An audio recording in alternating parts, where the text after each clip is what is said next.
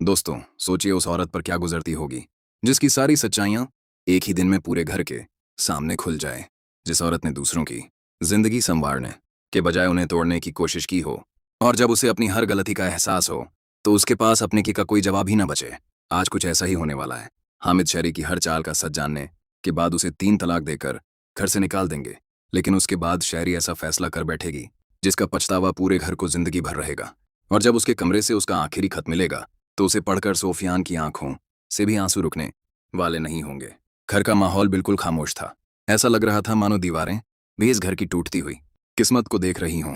किसी की हिम्मत नहीं हो रही थी कि एक शब्द भी बोल सके। हामिद साहब के चेहरे पर गुस्सा भी था और गहरा दुख भी। उन्होंने शहरी की तरफ देखा और भारी आवाज में कहा कि अब इस रिश्ते में कुछ भी नहीं बचा। उन्होंने कहा कि जिस औरत ने अपने ही घर के रिश्तों में जर घोला हो, जो अपने बेटों को एक दूसरे के खिलाफ खड़ा कर दे और जिसने जायशा जैसी बेगुनाह लड़की की जिंदगी बर्बाद करने की कोशिश की हो, उसके साथ अब एक पल भी रहना मुमकिन नहीं। उन्होंने भर्राई हुई आवाज में कहा, और मैंने तुम्हें हमेशा इज्जत दी, भरोसा दिया, लेकिन तुमने उसी भरोसे को सबसे पहले तोड़ा।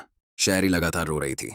वह कांपते हाथों से हामिद साहब के पैरों की तरफ बढ़ी और हाथ जोड़कर माफी मांगने लगी। वह बार बार कह रही थी कि उससे बहुत बड़ी गलती हो गई, उसे एक आखिरी मौका दे दिया जाए। वह वादा कर रही थी कि अब कभी किसी के बीच नफरत नहीं फैलाएगी। लेकिन हामिद साहब का फैसला बदलने वाला नहीं था। उन्होंने आंखें बंद की, गहरी सांस ली और साफ शब्दों में 3 बार तलाक कह दिया। उन अल्फाज के साथ ही जैसे शायरी की पूरी दुनिया बिखर गई। उसके कानों में बस वही 3 शब्द गूंजते रह गए। उसे लगा जैसे उसके पैरों के नीचे की जमीन ही खिसक गई हो। हामिद साहब ने दरवाजे की तरफ इशारा करते हुए कहा कि अब इस घर में उसके लिए कोई जगह नहीं बची। उन्होंने कहा कि जिस घर को उसने अपने हाथों से तोड़ा है, अब उसी घर में रहने का उसे कोई हक नहीं। शहरी की आंखों से आंसू लगातार बह रहे थे। वह बिना कुछ कहे धीरे धीरे अपने कमरे की तरफ चली गई। उसकी हर चाल में पछतावा साफ दिखाई दे रहा था। कमरे का दरवाजा बंद होते ही वह फूट फूट कर रोने लगी। उसे अपनी एक एक गलती याद आने लगी। उसे याद आया कि कैसे उसने अरसलान को भड़काया, कैसे उसने सोफियान और जायशा के बीच गलतफहमियां पैदा की, कैसे उसकी जिद और उसके अहंकार ने पूरे परिवार की खुशियां छीन ली। उसे पहली बार एहसास हुआ कि उसने सिर्फ रिश्ते नहीं तोड़े, बल्कि अपने ही बच्चों का भरोसा भी हमेशा के लिए खो दिया। वह बार बार खुद से कह रही थी, काश मैंने उस दिन सच का साथ दिया होता, काश मैंने अपने घर को बचाने की कोशिश की होती, आज मेरा परिवार यूं बिखरा हुआ ना होता। लेकिन अब बहुत देर हो चुकी थी। उसी दौरान उसने कांपते हाथों से एक खत लिखना शुरू किया। उसकी उंगलियां कांप रही थीं। आंसू बार बार कागज पर गिर रहे थे, जिससे लिखे हुए शब्द भी धुंधले पड़ते जा रहे थे। उसने लिखा, मैंने अपने घमंड और अपनी गलत सोच में आकर उन लोगों को रुलाया जो मुझसे सबसे ज्यादा मोहब्बत करते थे। मैंने अपने ही बच्चों की खुशियां छीन ली। मैंने जायशा जैसी मासूम लड़की के साथ नाइंसाफी की। मैं अपने हर गुनाह को मानती हूँ। अगर मुझसे हो सके तो मुझे माफ कर देना। मेरी गलतियों की सजा किसी और को मत देना। मेरे बच्चों से कहना कि उनकी माँ बुरी थी, लेकिन उनसे मोहब्बत हमेशा करती रही। खत लिखने के बाद शायरी पूरी तरह टूट चुकी थी। उसे लग रहा था कि अब उसके पास जीने की कोई वजह नहीं बची। उसकी आंखों के सामने अपने परिवार की पुरानी खुशियां घूमने लगीं, लेकिन अब उन यादों में लौटना मुमकिन नहीं था। कुछ देर बाद कमरे के अंदर से कोई आवाज नहीं आई। बाहर हामिद साहब को अचानक बेचैनी होने लगी। उनका दिल बार बार घबरा रहा था। उन्होंने दरवाजा खटखटाया, लेकिन अंदर से कोई जवाब नहीं मिला। उन्होंने फिर आवाज लगाई।